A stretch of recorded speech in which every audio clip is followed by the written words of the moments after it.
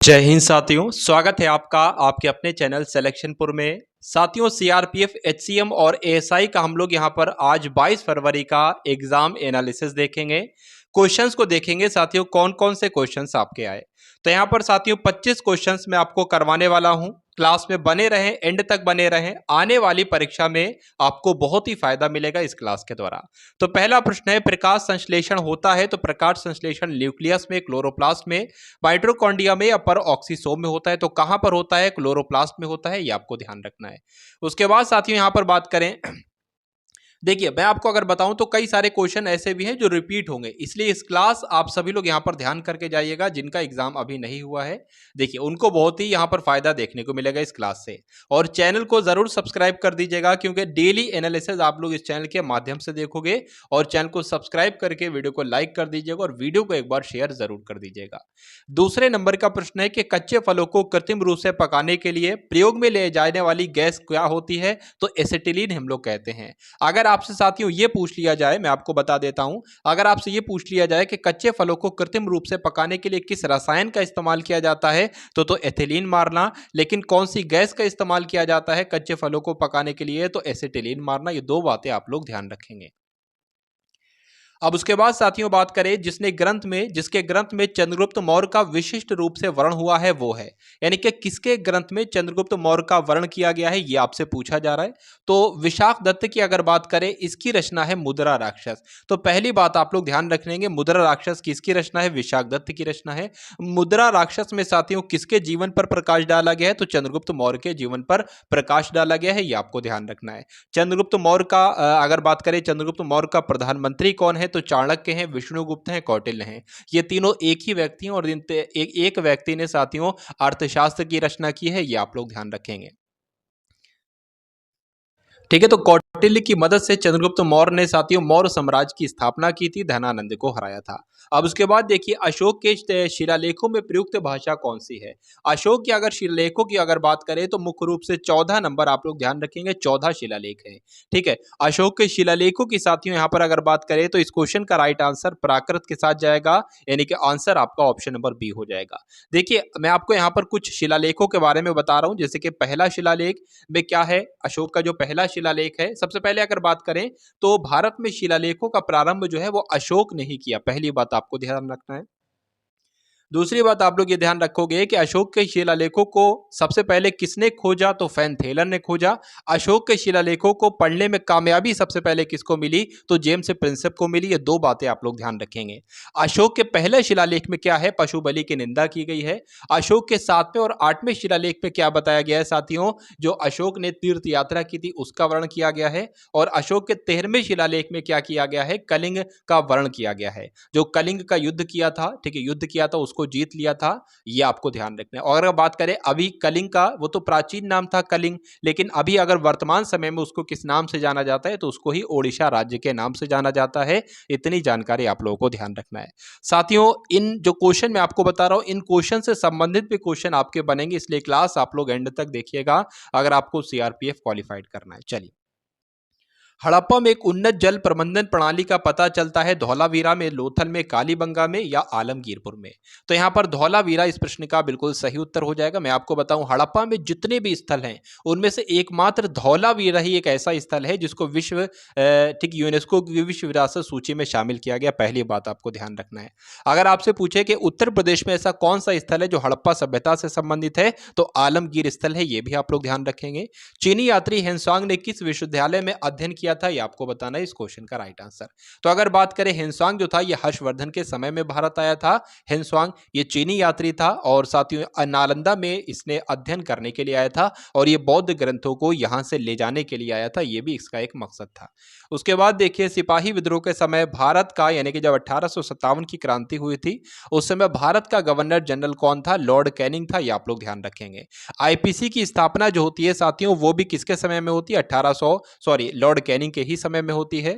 Next question देखिए, 1857 के विद्रोह के संदर्भ में निम्नलिखित में से किसे उसके मित्र ने धोखा दिया? तो तात्या टोपे को तात्या टोपे ने उसके तात्या टोपे का एक मित्र था, उसने तात्या टोपे को ही जो है वो धोखा दिया और अंग्रेजों द्वारा बंदी बनाकर मार दिया गया। अगला प्रश्न देखिए, दांडी यात्रा के साथ निम्नलिखित में से क्या प्रारंभ हुआ?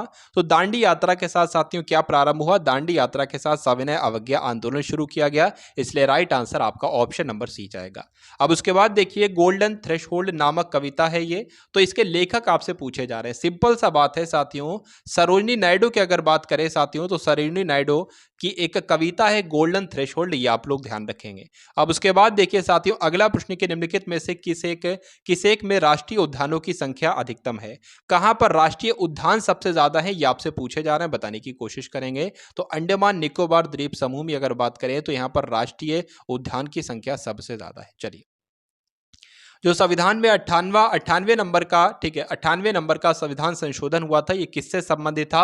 ये आपसे पूछा जा रहा है साथियों, किससे संबंधित था? राष्ट्रीय न्यायिक आयोग के गठन से संबंधित था, ये आप लोग ध्यान रखेंगे। उसके बाद देखिए, भारत के संविधान से संबंधित निम्नलिखित में से कौन सा एक सही सुमेलित नहीं है? तो अगर साथियों यहां पर बात करें कौन सा सही सुमेलित नहीं है, तो वन की बात करें तो ये तो संवर्ती सूची में आता है, डाक घर बचत बैंक की बात करें तो संघीय सूची में आता है, लोक स्वास्थ्य की बात करें राज्य सूची में आता है, लेकिन शेयर बाजार आपका संवर्ती सूची में नहीं आता है। अब उसके बाद देखिए, भारत के उपराष्ट्रपति को पदच्युत करने का संकल्प निम्नलिखित में से कहां प्रस्तावित किया जा सकता है? तो साथियों, कहां प्रस्तावित किया जा सकता है? केवल राज्यसभा में प्रस्तावित किया जा सकता है, ये आपको ध्यान रखना है। साथियों, चैनल को अवश्य सब्सक्राइब कर लीजिए, क्योंकि सीआरपीएफ का एनालिसिस इस चैनल के माध्यम से आपको करवाया जाता रहेगा।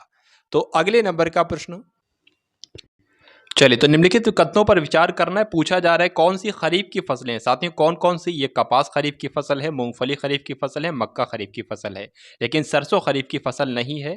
तो साथियों, कौन सा सही होगा? ऑप्शन नंबर ए, यानी कि 1 2 3 वाली जो है ये खरीफ की फसलें हैं। तो ऑप्शन आंसर आपका ऑप्शन नंबर सी के साथ जाएगा। अब उसके बाद देखिए साथियों, अगले नंबर का प्रश्न है कि निम्नलिखित कथनों पर आपको विचार करना है कि भारतीय रिजर्व बैंक का राष्ट्रीयकरण 26 जनवरी 1950 को किया गया, तो बिल्कुल गलत। राष्ट्रीयकरण की बात करें तो 1 जनवरी 1949 को आरबीआई का राष्ट्रीयकरण किया गया, इसलिए गलत हो जाएगा।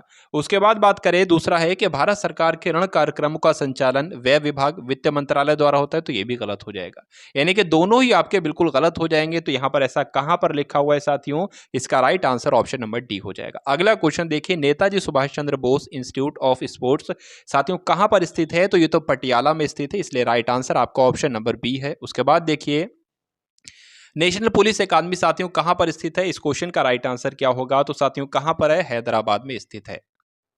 तो कहां पर स्थित है? हैदराबाद में स्थित है, ये आपको ध्यान रखना है। उसके बाद देखिए, रडार का प्रयोग मुख्य रूप से किया जाता है। तो रडार का प्रयोग की अगर बात करें साथियों, रेडियो तरंगों द्वारा वस्तुओं की उपस्थिति और स्थिति ज्ञात करने के लिए रडार का इस्तेमाल किया जाता है, ये आपको ध्यान रखना है।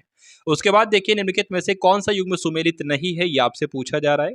तो यूरेनियम के साथियों खंडार का भंडार कहाँ पाए जाते हैं? झारखंड में पाए जाते हैं। मोनाजाइट के केरल में पाए जाते हैं। लिग्नाइट के तमिलनाडु में पाए जाते हैं, लेकिन पेट्रोलियम के झारखंड में नहीं पाए जाते हैं। कौन सा युग्म सुमेलित नहीं होगा? ऑप्शन नंबर डी वाला सुमेलित नहीं होगा, और यही आपका राइट आंसर है। पहला कंप्यूटर किसने बनाया? तो आप सभी लोग जानते हैं, पहला कंप्यूटर जो बनाया वो चार्ल्स बेबेज के द्वारा पहला कंप्यूटर बनाया गया, यानी कि कंप्यूटर का आविष्कार किया गया।